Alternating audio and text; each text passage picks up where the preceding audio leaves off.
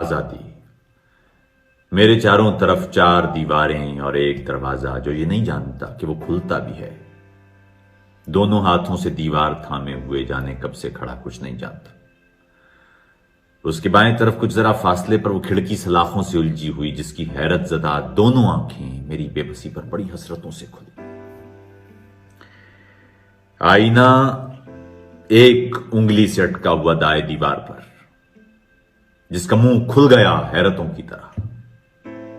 ایک سیاہ طاق بھی جس میں لوئیں اٹھا کے دیا سر پہ ناچا کیا تھا کبھی.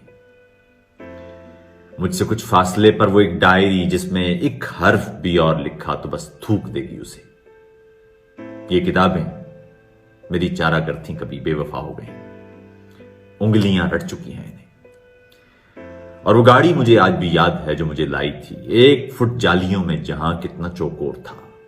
میں نے آنکھوں سے جاتے ہوئے فاصلوں کو چھوا تھا کبھی. اور وہ تازہ ہوا آج تک میرے نتنوں میں بیٹھی ہوئی ایک صدا کی طرح. استغاثہ صفائی سے مضبوط میرے خدا کی طرح. بے گناہی بھٹکتی ہے چاروں طرف ایک سزا کی طرح.